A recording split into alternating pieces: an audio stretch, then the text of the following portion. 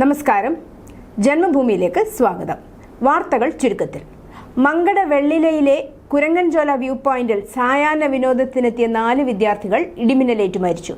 മങ്കട വെള്ളില സ്വദേശികളായ പുതുക്കുടി മലയിൽ അലിയുടെ മകൻ റഹീസ് 20 വയസ്സ്, കൂരിമണ്ണിൽ പുത്തൻവീട് മലയിൽ സെയ്തലവിയുടെ മകൻ ബഹാസ് 18 വയസ്സ്, ആലിക്കാപ്പറമ്പിൽ അസീസിന്റെ മകൻ മുഹമ്മദ് സിയാദ് 18 വയസ്സ്, കറുത്താൻകുത്തിൽ നിസാറിന്റെ മകൻ ഫഹദ് 22 വയസ്സ് എന്നിവരാണ് മരിച്ചത്. ഫഹദിന്റെ സഹോദരൻ റോഷൻ, വെള്ളില മലയിൽ വീട്ടിൽ മുഷ്താഖിന്റെ മകൻ ഇഷ്ഹാദ്, പുതുക്കുടി വീട്ടിൽ അലിയുടെ മകൻ സൽമാനുൽ ഫാരിസ് എന്നിവർക്ക് പരിക്കേറ്റു. ഇഷ്ഹാദ്, സൽമാനുൽ ഫാരിസ് എന്നിവരെ പിന്നീട് പെരിന്തൽമണ്ണ EMS ആശുപത്രിയിലേക്കും റോഷനെ പെരിന്തൽമണ്ണ മൗലാന ആശുപത്രിയിലേക്കും മാറ്റി. സംസ്ഥാനത്ത് ഇടിമിന്നലേറ്റു മരിക്കുന്ന സംഭവങ്ങൾ ആശങ്കപ്പെടുത്തുന്ന തരത്തിൽ ഉയരുന്നു. സംസ്ഥാന ദുരന്ത നിവാരണ അതോറിറ്റി കണക്കനുസരിച്ച് 2025-26 71 പേരാണ് മിന്നലേറ്റു മരിച്ചത്. സാധാരണ വേനൽക്കാലം അവസാനത്തോടെയും കാലവർഷം തുടങ്ങും മുമ്പും മിന്നൽ ശക്തമാകാറുണ്ട്. ഇത്തവണ ഏപ്രിൽ മെയ് മാസങ്ങളിൽ തന്നെ ശക്തമായ മിന്നലോടുകൂടിയ മഴയാണ് ഉണ്ടായത്. ആഗോള താപനത്തിന്റെയും കാലാവസ്ഥാ മാറ്റത്തിന്റെയും ഭാഗമായി ഇടിമിന്നലുകളുടെ എണ്ണവും തീവ്രതയും കൂടാൻ സാധ്യതയുണ്ടെന്നാണ് ദുരന്ത നിവാരണ അതോറിറ്റിയുടെ മുന്നറിയിപ്പ്. കാർമേഘം കണ്ടു തുടങ്ങുന്ന സമയം മുതൽ തന്നെ അപകടം ഒഴിവാക്കാൻ മുൻകരുതലുകൾ എടുക്കണം. ഇടിമിന്നൽ എപ്പോഴും ദൃശ്യമാകണമെന്നില്ലാത്തതിനാൽ മുൻകരുതൽ എടുക്കുന്നതിൽ വിട്ടുനിൽക്കാൻ പാടില്ല. മിന്നലിന്റെ ആഘാതത്താൽ പൊള്ളലേൽക്കുകയോ കാഴ്ചയോ കേൾവിയോ നഷ്ടമാവുകയോ ഹൃദയാഘാതം സംഭവിക്കുകയോ വരെ ചെയ്യാം. ആദ്യ 30 സെക്കൻഡ് ജീവൻ രക്ഷിക്കാനുള്ള സുവർണ നിമിഷങ്ങളാണ്. മിന്നലേറ്റ ആളിന് ഉടൻ വൈദ്യസഹായം എത്തിക്കുക. ഇടിമിന്നൽ സാധ്യത മനസ്സിലാക്കാൻ കേന്ദ്ര കാലാവസ്ഥാ വകുപ്പ് തയ്യാറാക്കിയ ദാമിനി മൊബൈൽ ആപ്ലിക്കേഷൻ ഉപയോഗിക്കാം. കേരളത്തിന്റെ പുതിയ മുഖ്യമന്ത്രി ആരെന്ന് ഇന്നറിയാം. ഹൈക്കമാൻഡ് പ്രഖ്യാപനം ഉച്ചയ്ക്ക് മുന്നേ വന്നേക്കും. ഇതോടെ കേരളത്തിനൊപ്പം ആകാംക്ഷയിലാണ് KC വേണുഗോപാൽ, VD സതീശൻ, രമേശ് ചെന്നിത്തല ക്യാമ്പുകൾ. ദില്ലിയിൽ ഇന്നലെ നടന്ന അതിനിർണായക ചർച്ചയിൽ ഹൈക്കമാൻഡ് വിളിപ്പിച്ച കേരളത്തിലെ നേതാക്കളിൽ ഭൂരിപക്ഷവും പിന്തുണച്ചത് KC വേണുഗോപാലിനെയാണെന്നാണ് വിവരം. KCയെ തന്നെയാകും ഹൈക്കമാൻഡ് പ്രഖ്യാപിക്കുകയെന്നാണ് ഗ്രൂപ്പ് വിലയിരുത്തുന്നത്. പ്രതിപക്ഷ നേതൃസ്ഥാനം സംബന്ധിച്ച CPM തീരുമാനം വൈകിയേക്കും. ഇന്നലെ ചേർന്ന CPM സംസ്ഥാന സെക്രട്ടേറിയറ്റ് യോഗം ഇക്കാര്യം ചർച്ച ചെയ്തില്ല. ഇന്ന് നടക്കുന്ന സംസ്ഥാന സമിതി യോഗത്തിന്റെ അജണ്ടയിലും ഈ വിഷയം ഉൾപ്പെടുത്തിയിട്ടില്ല. മുഖ്യമന്ത്രിയെ തീരുമാനിച്ച ശേഷം പ്രതിപക്ഷ നേതാവിനെ നിശ്ചയിച്ചാൽ മതിയെന്നാണ് തീരുമാനം. സംസ്ഥാന കമ്മിറ്റി യോഗത്തിനിടയിൽ മുഖ്യമന്ത്രിയെ തീരുമാനിച്ചാൽ CPM പോളിറ്റ് ബ്യൂറോ അംഗങ്ങൾ കൂടി നിർദ്ദേശം തയ്യാറാക്കും. ഇതിനുശേഷം സംസ്ഥാന കമ്മിറ്റി യോഗത്തിൽ അവതരിപ്പിക്കും. ഇന്നലെ ചേർന്ന സംസ്ഥാന സെക്രട്ടേറിയറ്റ് യോഗത്തിൽ പിണറായി വിജയൻ നിലപാട് അറിയിച്ചില്ല. SSLC പരീക്ഷാ ഫലം ഈ മാസം 15-ന് പ്രഖ്യാപിക്കുമെന്നതിൽ അനിശ്ചിതത്വം. സർക്കാരും മന്ത്രിയുമില്ലാത്ത സാഹചര്യത്തിൽ ഫലം പ്രഖ്യാപിക്കണോ എന്നതാണ് പ്രശ്നം. ഫലപ്രഖ്യാപനം നീണ്ടാൽ +1 പ്രവേശനവും വൈകും. ഇന്ന് പരീക്ഷാ ബോർഡ് ചേർന്ന് പരീക്ഷാ ഫലത്തിന് അംഗീകാരം നൽകും. ഇന്നലെ ചേർന്ന QIP യോഗത്തിലും ഇക്കാര്യത്തിൽ വ്യക്തത നൽകാൻ പൊതുവിദ്യാഭ്യാസ ഡയറക്ടർക്ക് കഴിഞ്ഞില്ല. എല്ലാ അധ്യാപക സംഘടനകളും സമയബന്ധിതമായി പരീക്ഷാഫലം പ്രഖ്യാപിക്കണമെന്നാവശ്യപ്പെട്ടു. ഇന്ന് പൊതുവിദ്യാഭ്യാസ പ്രിൻസിപ്പൽ സെക്രട്ടറി ഷർമിള മേരി ജോസഫുമായി ചർച്ച നടത്തി തീരുമാനമെടുക്കുമെന്ന് പൊതുവിദ്യാഭ്യാസ ഡയറക്ടർ ഉമേഷ് NSK അറിയിച്ചു. അതിനിടെ ചീഫ് സെക്രട്ടറിയുടെ അനുവാദത്തോടെ പരീക്ഷാഫലം വെള്ളിയാഴ്ച പ്രഖ്യാപിക്കുമെന്നും ചില റിപ്പോർട്ടുകൾ വരുന്നുണ്ട്. സംസ്ഥാനത്ത് ഇടിമിന്നലോടുകൂടിയ ഒറ്റപ്പെട്ട മഴയ്ക്കും മണിക്കൂറിൽ 40 മുതൽ 50 കിലോമീറ്റർ വരെ വേഗത്തിൽ ശക്തമായ കാറ്റിനും സാധ്യതയുണ്ടെന്ന് കേന്ദ്ര കാലാവസ്ഥാ വകുപ്പ് അറിയിച്ചു. വ്യാഴാഴ്ച മലപ്പുറം, കോഴിക്കോട്, കണ്ണൂർ, കാസർഗോഡ് ജില്ലകളിലും വെള്ളിയാഴ്ച പാലക്കാട്, മലപ്പുറം, കോഴിക്കോട്, വയനാട് ജില്ലകളിലും മഞ്ഞ അലർട്ട് പ്രഖ്യാപിച്ചു. ഈ ആഴ്ച അവസാനം തെക്കൻ ബംഗാൾ ഉൾക്കടലിന്റെ ചില ഭാഗങ്ങൾ, ആൻഡമാൻ കടൽ എന്നിവിടങ്ങളിൽ തെക്കു പടിഞ്ഞാറൻ കാലവർഷം എത്തിയേക്കും. തെക്കു പടിഞ്ഞാറൻ ബംഗാൾ ഉൾക്കടലിലെ ന്യൂനമർദ്ദവും ശക്തിപ്പെട്ടേക്കും. കാലവർഷം എന്നെത്തുമെന്നത് സംബന്ധിച്ച് വെള്ളിയാഴ്ചയോടെ സ്ഥിരീകരണമുണ്ടായേക്കും. 400 kV സബ്സ്റ്റേഷൻ ട്രാൻസ്ഫോമർ തകരാറിനെ തുടർന്ന് 4 ജില്ലകളിൽ ഒരാഴ്ച ഭാഗികമായി വൈദ്യുതി തടസ്സപ്പെടാൻ സാധ്യതയെന്ന് KSEB അറിയിച്ചു. കോഴിക്കോട്, വയനാട്, കണ്ണൂർ, കാസർഗോഡ് ജില്ലകളിലാണ് വൈദ്യുതി തടസ്സം അനുഭവപ്പെടുക. പവർ ഗ്രിഡ് കോർപ്പറേഷന്റെ Kozhikode 400 kV സബ്സ്റ്റേഷനിലെ 3-ാം number 500 MVA ട്രാൻസ്ഫോമറിന്റെ 220 kV ബുഷിംഗാണ് തകരാറിലായത്. അടിയന്തര അറ്റകുറ്റപ്പണികൾക്കായി ഈ ട്രാൻസ്ഫോമർ ഷട്ട് ഡൗൺ ചെയ്യുന്നതാണ് വൈദ്യുതി തടസ്സപ്പെടാൻ കാരണം. തകരാർ പരിഹരിക്കാൻ ഒരാഴ്ച വേണ്ടിവരുമെന്നാണ് KSEBയെ പവർ ഗ്രിഡ് കോർപ്പറേഷൻ അറിയിച്ചിട്ടുള്ളത്. പശ്ചിമേഷ്യൻ യുദ്ധത്തെ തുടർന്ന് കുടിവെള്ളം ശുദ്ധീകരിക്കുന്നതിനുള്ള ആലം കിട്ടാതെ വലഞ്ഞ് വാട്ടർ അതോറിറ്റി. ശുദ്ധീകരണ പ്ലാന്റുകളിൽ അവശേഷിക്കുന്നത് 3 ദിവസത്തേക്കുള്ള ആലം മാത്രം. ഗുരുതര പ്രതിസന്ധി പരിഹരിക്കാൻ യുദ്ധകാലാടിസ്ഥാനത്തിൽ പോളി അലൂമിനിയം ക്ലോറൈഡ് PAC ഉപയോഗിക്കാൻ തിരക്കിട്ട നീക്കം. തലസ്ഥാനത്തേക്ക് കുടിവെള്ളം എത്തിക്കുന്ന അരുവിക്കര പ്ലാന്റിൽ ഇനി അവശേഷിക്കുന്നത് 2 ദിവസത്തേക്കുള്ള ആലം മാത്രമാണ്. 3 പ്ലാന്റുകളാണ് ഇവിടെ പ്രവർത്തിക്കുന്നത്. ഒരു പ്ലാന്റിലേക്ക് പ്രതിദിനം 1 ടൺ എന്ന നിലയിൽ ദിവസം 3 ടൺ ആലമാണ് ഇവിടെ വേണ്ടത്. എന്നാൽ കഴിഞ്ഞ കുറെ നാളുകളായി ആലം ലഭിക്കുന്നില്ലെന്നാണ് അധികൃതർ വ്യക്തമാക്കുന്നത്. ഇന്ധനവില വർധനയുണ്ടാകുമെന്ന അഭ്യൂഹങ്ങൾക്കിടയിൽ സംസ്ഥാനത്ത് പെട്രോൾ പമ്പുകളിൽ മൊത്ത വിൽപ്പന നിയന്ത്രിക്കണമെന്ന നിർദ്ദേശവുമായി എണ്ണ കമ്പനികൾ. ഒരു ഉപഭോക്താവിന് പരമാവധി 200 ലിറ്റർ വരെ ഡീസലും 5000 രൂപ വരെ പെട്രോളും എന്ന പരിധി നിശ്ചയിക്കാനാണ് പമ്പ് ഉടമകൾക്ക് എണ്ണ കമ്പനികളുടെ നിർദ്ദേശം. ഫയലുകളിൽ തീരുമാനമില്ല, ഉത്തരവുകൾ ഇറങ്ങുന്നില്ല, പരാതികളിൽ നടപടിയുമില്ല. ആകെ നടക്കുന്നത് ശമ്പള വിതരണവും UDF സർവീസ് സംഘടനകൾ ഇടപെട്ട് ആരംഭിച്ചിരിക്കുന്ന സ്ഥലം മാറ്റങ്ങളും മാത്രം. ഇതാണ് സെക്രട്ടേറിയറ്റിലും മറ്റ് സർക്കാർ ഓഫീസുകളിലും ഒരാഴ്ചയായുള്ള സ്ഥിതി. തെരഞ്ഞെടുപ്പ് പെരുമാറ്റച്ചട്ടം നിലനിന്നിരുന്ന 1 മാസത്തിനേക്കാൾ വലിയ പ്രതിസന്ധിയാണ്. സാങ്കേതികമായി ഇപ്പോഴും മുഖ്യമന്ത്രിയാണെങ്കിലും പിണറായി വിജയൻ ഭരണകാര്യങ്ങളിൽ ഇടപെടുന്നില്ല.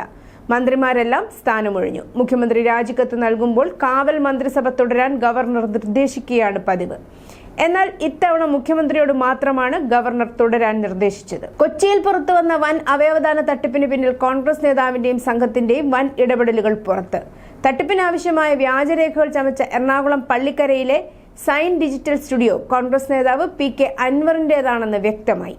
ഇക്കഴിഞ്ഞ തദ്ദേശ തെരഞ്ഞെടുപ്പിൽ കുന്നത്തുനാട് പഞ്ചായത്തിലെ 3-ാം വാർഡിലെ കോൺഗ്രസ് സ്ഥാനാർത്ഥിയായിരുന്നു അൻവർ.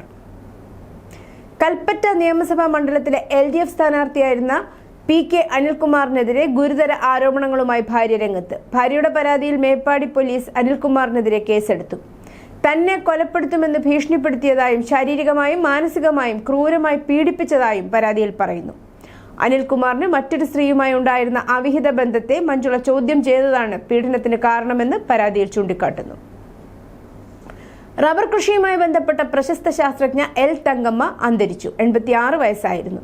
കോട്ടയം റബ്ബർ റിസർച്ച് ഇൻസ്റ്റിറ്റ്യൂട്ടിലെ പ്ലാന്റ് പെത്തോളജിസ്റ്റും മൈക്കോളജിസ്റ്റുമായിരുന്നു. ചങ്ങനാശ്ശേരി സ്വദേശിയാണിവർ. Kayamkulam central plantation crops research ഇൻസ്റ്റിറ്റ്യൂട്ടിലും ആലുവയിലെ ഹിന്ദുസ്ഥാൻ പേപ്പർ കോർപ്പറേഷന്റെ ഫംഗസ് ഇൻവെസ്റ്റിഗേഷൻ യൂണിറ്റിലും സീനിയർ ശാസ്ത്രജ്ഞയായി സേവനമനുഷ്ഠിച്ചിട്ടുണ്ട്.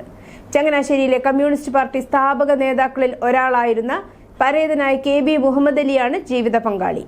പ്രശസ്ത പൊതുജനാരോഗ്യ പ്രവർത്തകനായ ഡോക്ടർ B ഇക്ബാലിന്റെ മൂത്ത സഹോദരനാണ് മുഹമ്മദ് അലി. VS അച്യുതാനന്ദൻ മുഖ്യമന്ത്രിയായിരുന്നപ്പോൾ അഡീഷണൽ പ്രൈവറ്റ് സെക്രട്ടറി ആയിരുന്ന KM ഷാജഹാനാണ് മൂത്ത മകൻ. ഷാജഹാന്റെ പങ്കാളി ഇടുക്കിയിലെ പ്രശസ്ത യുക്തിവാദി പ്രവർത്തകനായിരുന്ന വർക്കിയുടെ മകൾ കാരോളിൻ K വർക്കി. മകൾ KM ഷീല തിരുവനന്തപുരം മെഡിക്കൽ കോളേജിലെ പെത്തോളജി പ്രൊഫസറാണ്. ഷീലയുടെ പങ്കാളി കേരള സർവകലാശാല മുൻ പ്രോ വൈസ് ചാൻസലറും ഇംഗ്ലീഷ് വിഭാഗം എമിരിറ്റസ് പ്രൊഫസറുമായ ഡോക്ടർ PP അജയകുമാർ. കേരളത്തിലെ മുഖ്യമന്ത്രി തർക്കം രൂക്ഷമാകുന്നതിനിടെ ഹൈക്കമാൻഡിനും രാഹുൽ ഗാന്ധിക്കും പ്രിയങ്ക ഗാന്ധിക്കുമെതിരെ വയനാട്ടിൽ പോസ്റ്റർ പ്രതിഷേധം. വയനാട് DCC ഓഫീസിന് സമീപമാണ് ഇംഗ്ലീഷിൽ എഴുതിയ പോസ്റ്ററുകൾ പതിപ്പിച്ചിരിക്കുന്നത്.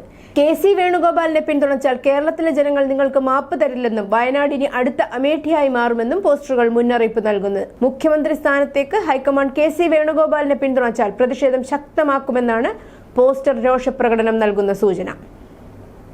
നീറ്റ് UG 2026 പരീക്ഷ റദ്ദാക്കിയതോടെ ഇന്ത്യയിലെ മത്സര പരീക്ഷാ രംഗത്ത് പിന്നിലെ ഞെട്ടിക്കുന്ന വിവരങ്ങൾ വെളിച്ചത്ത് വന്നിരിക്കുകയാണ്. ചോദ്യപേപ്പർ ചോർത്തുന്നത് ഒരു കുറ്റം എന്നതിലുപരി കോടിക്കണക്കിന് രൂപ വിറ്റുവരവുള്ള ഒരു വൻ ബിസിനസ് ശൃംഖലയായാണ് പ്രവർത്തിക്കുന്നത്.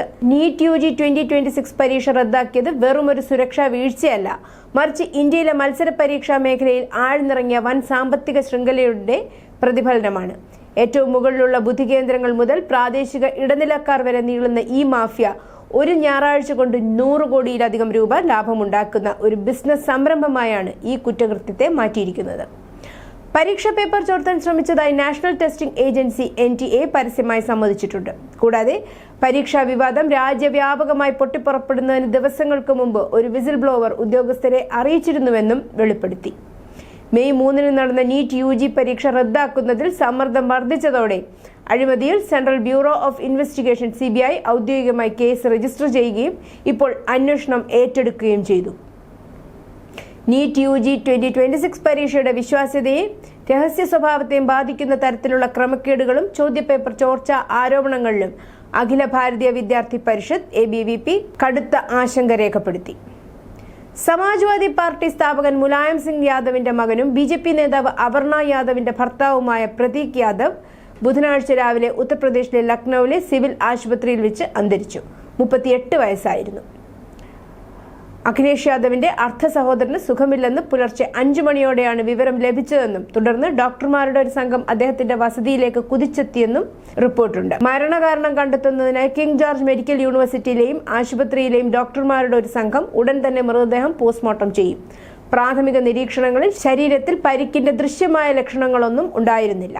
മുലായം സിംഗ് യാദവിന്റെയും രണ്ടാം ഭാര്യ സാധനയുടെയും മകനാണ് പ്രതീക് യാദവ്. തമിഴ്നാട് മുഖ്യമന്ത്രി വിജയ് തന്റെ ദീർഘകാല ജ്യോതിഷിയായ റിക്കി രാധൻ പണ്ഡിറ്റ് വെട്രിവേലിനെ മുഖ്യമന്ത്രിയുടെ officer on special duty political ആയി നിയമിച്ചു. ഈ നിയമനം രാധൻ പണ്ഡിറ്റിന്റെ രാഷ്ട്രീയ ജ്യോതിഷ രംഗത്തെ വിവാദങ്ങളും ദീർഘമായ ഔദ്യോഗിക ജീവിതത്തെ വീണ്ടും ചർച്ചകളിലെത്തിച്ചിരിക്കുകയാണ്.